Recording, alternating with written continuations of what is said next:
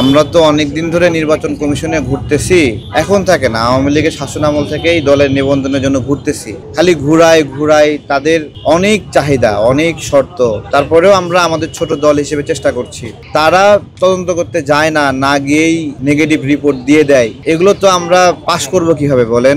আমাদের তো বেড়ার ঘর, পাকা ঘর নাই, তো যেখানে যে পারছে আমরা অফিস দেখাইছি। আমাদের এত বেশি পেরেশানি দিচ্ছে, আমরা চিন্তা করতে পারছি না যে কি এই নির্বাচন কমিশন, তারাই তো এনআইডি কার্ড দেয়, আমাদের ইমানি পরীক্ষা নিচ্ছে ইলেকশন কমিশন। অদ্ভুত। আমাদের এই লড়াই, এই জুলাই গণ অভ্যুত্থান, আমরা এত কষ্ট করলাম, আমাদের দলটা 7 জন মানুষ মারা গেছে, 100 জনের উপর আহতই হয়েছে। আমাদের এখন নিচ্ছে 2 দিন পর পরই এই দলকে নিবন্ধন দেয়, ওই দলকে নিবন্ধন দেয়, আমাদেরটা চোখে পড়ে না। এখন অনশনে বসছি, কি করার আর বলেন? এটা তো গায়ের জোরের বিষয় না, রাষ্ট্রের সাথে কি জোর খাটে নাকি বলেন? আমরা অসহায় একটা অবস্থায় আছি। এখন আমাদেরকে এই নির্বাচনের আগে এসে বলছে আপনারা কোর্টে যান। তাহলে কোর্ট যেটাকে সঠিক বলবে, এরা এসে আমাদের তাহলে এরা ভুল, তাহলে সেই ভুলের শাস্তি কি? ওরা দেখে না, ওদের চোখ নাই, ওরা কি রোবট নাকি যে মেশিনে ইনপুট দিলে আউটপুট আসবে এরকম? ওরা মানুষ না? আজকে সাধারণ বিবেচনা নাই যে আমরা কারা, কষ্ট দিচ্ছে আমাদেরকে।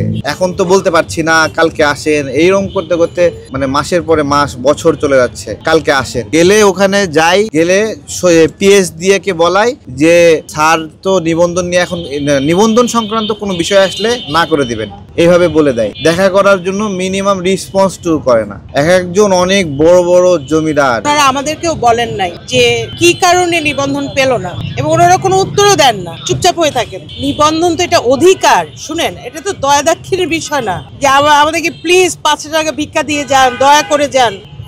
এটা তো অ্যাপ্রোচ না। আপনি পরিশ্রম করেন, আর আমজনতার দলের মানুষ তো আর এই গত 3 মাস বা গত 13 মাসের মানুষজন না। এখানে অনেক যোদ্ধা আছেন যারা অত্যন্ত পরিচিত মুখ, স্বৈরাচার বিরোধী আন্দোলনের পরিচিত মুখ। তো এখানে দয়া দাক্ষিণের বিষয় না।